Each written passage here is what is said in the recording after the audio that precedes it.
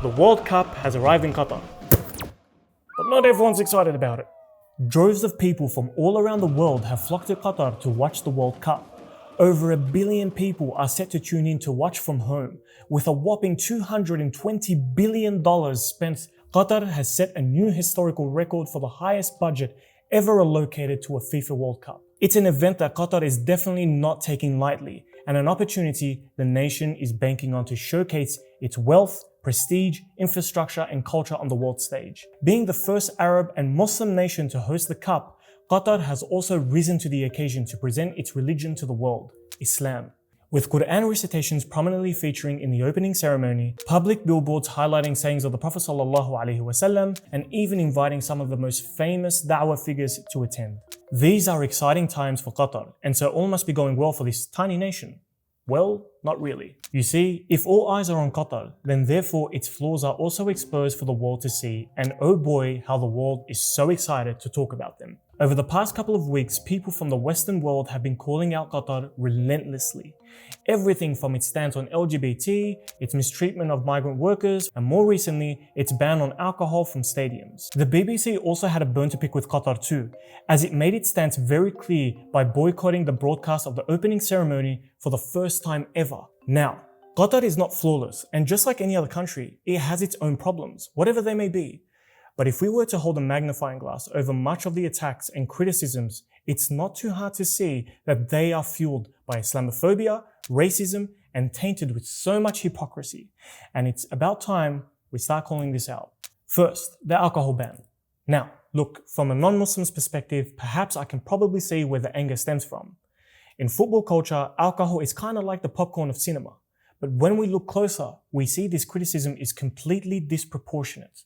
I mean, why is it that stadiums in France can enjoy alcohol-free venues and no one kicks up a fuss? If for 3 hours a day you cannot drink a beer, you will survive, especially because actually the same rules apply in France or in Spain or in Portugal or in Scotland, where no beer is allowed in stadiums. Now here it seems to become a big thing because it's a Muslim country, or I don't know why. I don't know why. No, maybe that is why, because they are Muslim. Second, the conversation surrounding the rights of migrant workers.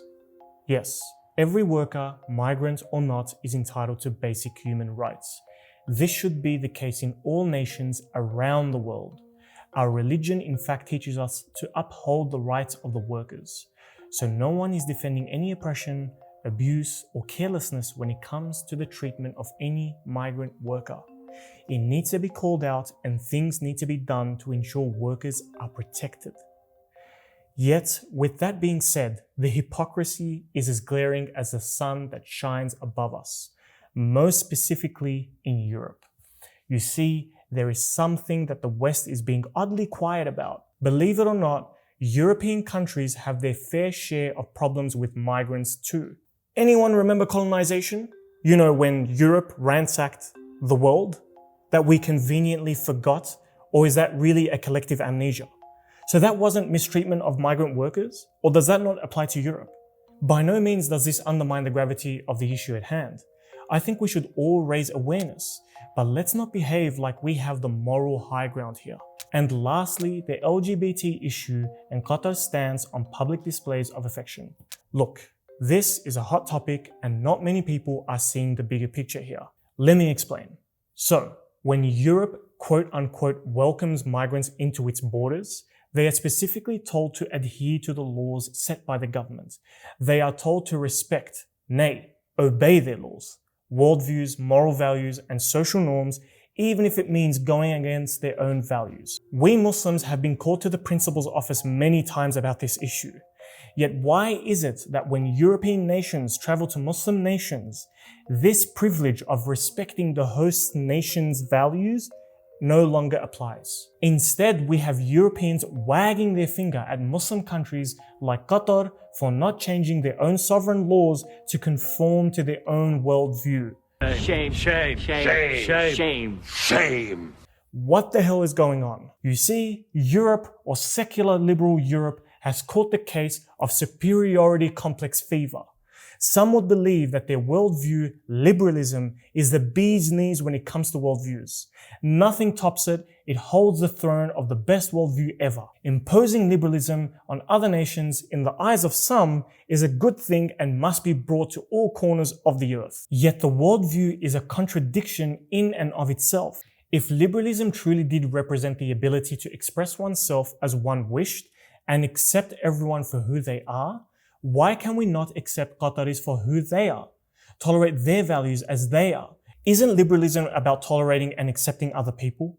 Or is it only applied to liberal Europeans, afforded to anyone and everyone so as long as you agree with us? The responses we have seen are not only Islamophobic, but extremely hypocritical and even racist.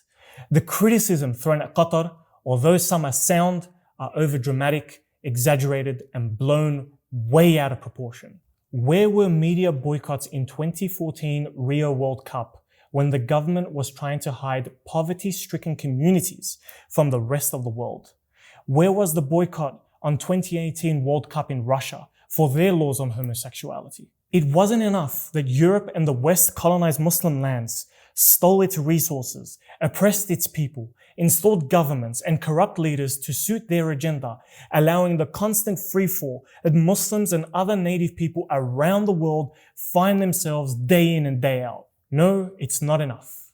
They must colonize the Muslim mind as well in their own Muslim lands.